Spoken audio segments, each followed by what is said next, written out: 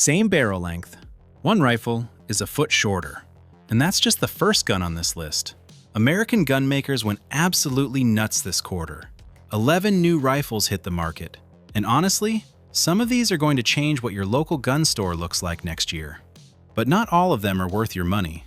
I'm going to tell you which ones are actually worth chasing, which ones are hype, and which one nobody's talking about that quietly might be the smartest buy of the bunch. Stay with me.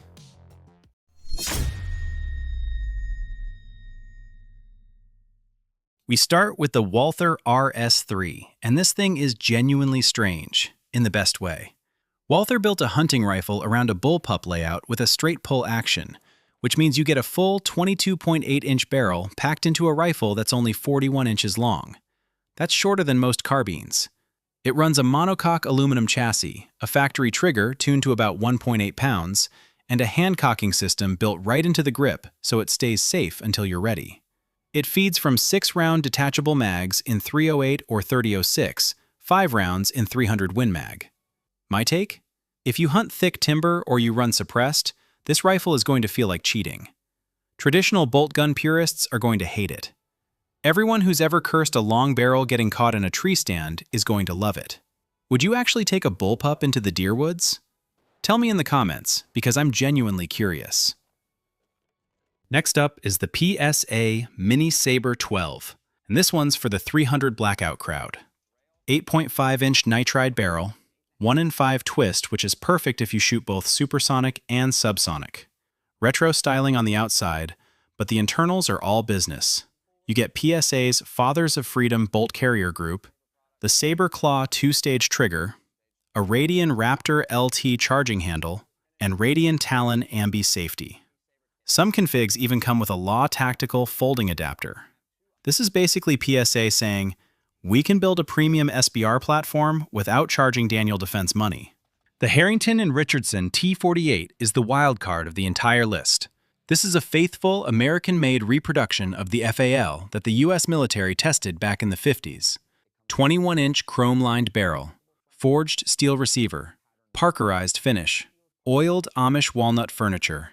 They even brought back the original serial number range. It ships with one 20-round metric pattern mag, which matters because metric FAL mags are the cheap and easy ones to find. MSRP is $3,300 or $3,100 for a blem. If you love Cold War-era battle rifles, this is a grail piece. If you just want a shooter, spend the money elsewhere. Now here's one you probably won't be able to buy, which is exactly why I'm bringing it up.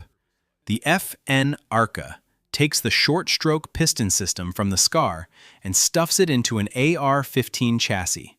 5.56 NATO, fully ambi controls, T-shaped charging handle. Works with standard AR stocks and grips. FN's making it in 14.5-inch and 11.25-inch barrel lengths. Black or FDE. Here's the catch. It's military and law enforcement only at launch. No civilian sales confirmed. So why do I care? Because every time FN says that about a rifle, a civilian version shows up 18 months later. Mark this one down. Shadow Systems finally jumped into the rifle game with the E526 AR pistol, and they did it the right way. Instead of bolting together off-the-shelf parts, they engineered the whole thing top to bottom. 11.5-inch hybrid profile barrel, chrome-lined, 4150 CMV steel, tuned gas system, pinned military-grade gas block.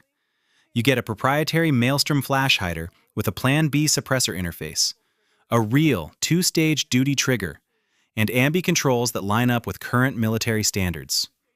MSRP is $2,179.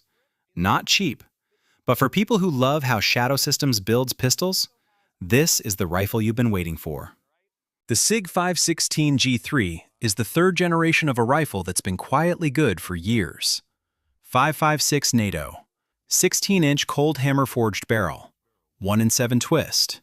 What sets it apart is the short-stroke piston with an adjustable gas system, so you can tune it for suppressed or unsuppressed shooting. The charging handle is non-reciprocating and works from both the rear and the side, which is a small thing that shooters end up loving. High-wear parts are steel reinforced.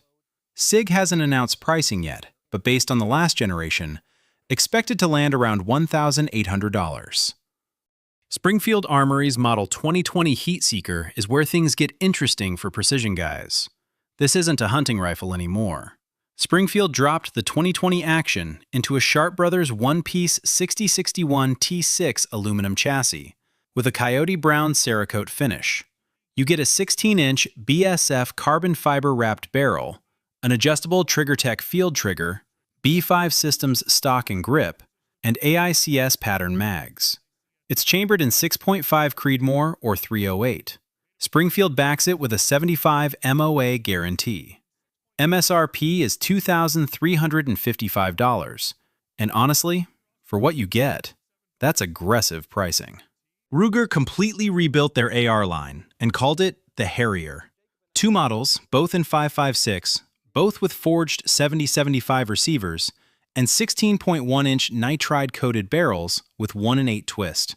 The 28600 gets a mid-length gas system, Magpul MOE K2 grip, Magpul CTR style stock, and a full-length top rail for $749. The 28601 is the classic setup with a carbine-length gas system, A2 grip, M4 stock, no full rail for $699. Ruger even added an integrated tension screw to fine-tune upper to lower fit, which is a nice touch at this price. Are these going to beat ABCM? No. But at $700 with the Ruger name behind them, they're going to sell like crazy. The Henry SPD Predator surprised me. Henry, the lever action company, built what they're calling the most accurate lever gun ever made. Chambered in 223 and 556, backed by a 3-shot sub-MOA guarantee. 416R stainless barrel wrapped in carbon fiber. Threaded 1/2 by 28 for a can. Forged carbon fiber Picatinny rail. Gray laminate stock with adjustable comb. And it feeds from MSR pattern mags. Ships with a Harris SLM bipod. MSRP is $2,510. A lever-action varmint rifle that takes AR mags and runs suppressed?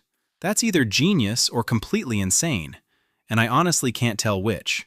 What's your call? Genius or gimmick? Drop it in the comments. The PSA Olken finally answers a question Jakl owners have been asking for 2 years. It's a Bullpup conversion lower for the Jakl upper, or you can buy it as a complete rifle. Works with 16, 14.5, 13.7, and 10.5-inch 5.56 uppers, and the 14.5-inch 300 Blackout upper. Complete rifles run $1,400. Standalone lowers are $500. If you already own a Jakl, $500 to shorten your rifle without touching the barrel is a no-brainer. And we finish with something completely unhinged. The Auto-Ordnance TA50 is a semi-auto 50 BMG that Auto-Ordnance claims has almost no felt recoil. Patent-pending roller-bearing bolt, custom muzzle brake, 29-inch precision barrel with a 1-in-15 twist, threaded for a suppressor, and a quick-change barrel system. It rides in a Magpul PRS Gen 3 stock with an MOE plus grip, Timney AR-style trigger, ambi safety, and it ships with an AccuTac bipod, which you'll need because this thing weighs 25.5 pounds empty. Feeds from Barrett M107A1, 10-round mags, black or FDE, and comes in a wheeled hard case. Because of course it does. So out of everything we covered, 3 rifles stand out to me. The Walther RS3 for pure innovation, the Springfield Heatseeker for the money, and the Henry SPD Predator for sheer weirdness done right. The rest are solid, but those 3 are the ones I'd actually spend on. Which one are you saving up for? Hit the like if this list helped you cut through the noise. And stick around. Next week we're breaking down which of these are already backordered 6 months out. See you then.